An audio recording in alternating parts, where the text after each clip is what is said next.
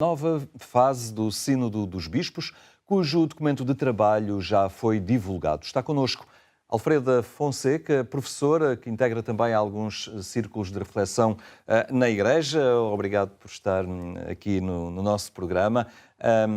Tornou-se público então este Instrumentum Laboris, assim, este documento de trabalho que irá orientar a próxima sessão do Sínodo dos Bispos. Na leitura que fez do documento, o que é que retém, o que é que acha que salta à vista deste documento de trabalho? Há uma primeira coisa que é positiva, que é o facto de ter havido 107 conferências episcopais que levaram os contributos das suas comunidades. Entre 114 foi uma ampla consulta, digamos, aos cristãos das diferentes comunidades. E isso parece um ponto positivo. Agora, há algumas questões que este documento não toca ou toca superficialmente. E isso parece-me um bocadinho pena, porque na primeira fase desta dinâmica sinodal, em que toda a gente que quis foi consultada, surgiram uma série de questões sobre as quais havia consenso, outras sobre as quais havia dissenso e outras que eram para aprofundar. E eu esperava que este documento adiantasse um bocadinho mais nessas matérias. O documento é um documento interessante, que procura ser um documento realmente de síntese, mas às vezes é tão sintético que omite os pontos que precisam de mais reflexão e os pontos que de alguma forma têm várias leituras teológicas, porque isto é o Sínodo dos Bispos, mas é a primeira vez que é um Sínodo dos Bispos em que há uma participação de todas as instâncias da Igreja, nomeadamente dos leigos e das leigas. E portanto, esperava-se que fossem mais proativos nesta síntese, no que diz respeito, por exemplo, à questão da mulher e no que diz respeito às questões dos carismas e ministérios. Fala-se há aqui um reforçar, fala-se nos ministérios batismais, coloca-se o foco nesta questão do próprio batismo, e há aqui, fala-se um Ministério da Escuta. Podemos dizer que há aqui um desviar de atenção por parte em relação aos ministérios ordenados e nessa discussão que se mantém do acesso da mulher ao sacerdócio? Eu acho que não abordaram essa questão. É evidente que os ministérios ordenados fazem parte dos ministérios batismais, não é? Porque foram batizados na mesma fé, que depois há alguns que têm determinadas missões e tarefas específicas. Agora, questões como o diaconado feminino, que, por exemplo, nas igrejas orientais já existe, não aparecem aqui como questões, foram mais ou menos esquecidas. Por outro lado, há uma coisa positiva. A maneira como se refere à participação das mulheres é uma participação menos paternalista. A linguagem é menos paternalista. E isso já é, para quem já anda nisto há muito tempo, já é um melhoramento. Mas realmente não chega. Há outras questões que eu tenho um bocadinho de medo que esta dinâmica possa levar. É que em vez do apelo que é constantemente feito nas diferentes partes do documento, quer nos fundamentos, quer na parte primeira sobre as relações, os percursos, os lugares e a Igreja no mundo, é um bocadinho centrada sobre o papel da Igreja, das estruturas da Igreja. Embora muitas vezes se diga no próprio texto que a Igreja serve, as estruturas servem para a missão e não para serem reestruturadas simplesmente. Ora, o risco é haver uma reestruturação e haver uma clericalização dos leigos e das leigas, em vez de haver uma desclericalização e uma desmasculinização de todas as áreas da Igreja. Porque a Igreja serve para o mundo e não para si própria. Este Ministério da Escuta parece-lhe ser algo que responde aos tempos, ao fim e ao cabo, esta busca das pessoas pela partilha daquilo, das suas dúvidas, das suas questões. Uma igreja que escuta é uma igreja que sabe ler os tempos?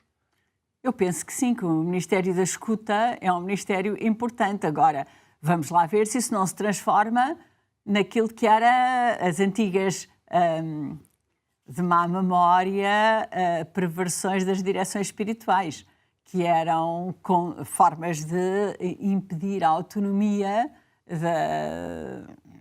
de muita gente, da consciência individual, não é? Portanto, escutar é fundamental, mas escutar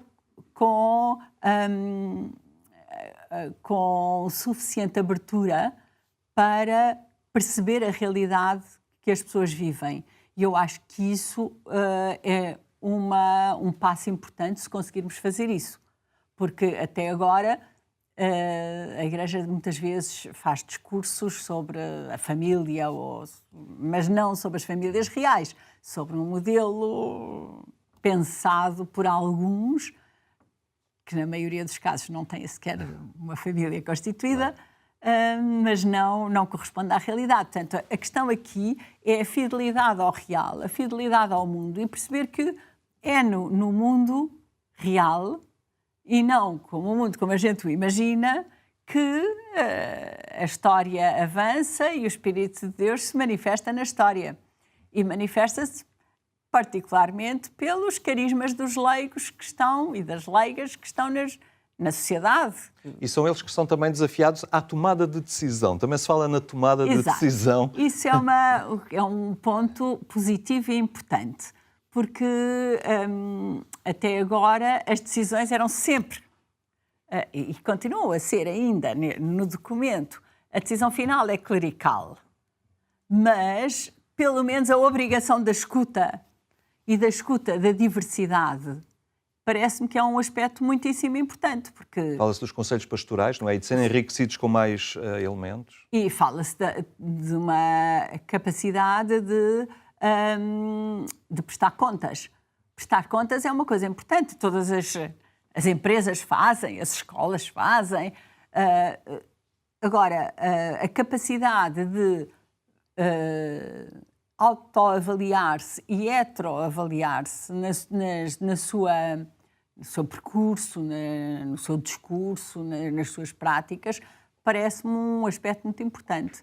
E a outra coisa importante também aqui é uma clara opção pela escuta dos mais pobres, dos excluídos, e os excluídos não são necessariamente os mais pobres materialmente, são todos aqueles que, digamos, a instituição, enquanto tal, no seu sentido mais fechado, excluiu por diferentíssimas razões. Por isso é que a escuta é importante, porque vai-se perceber o que é que afasta e o que é que cria comunidade. Também se falou da questão da territorialidade da Igreja, a questão das paróquias, finalmente não é? Acordaram os seus limites. Isso.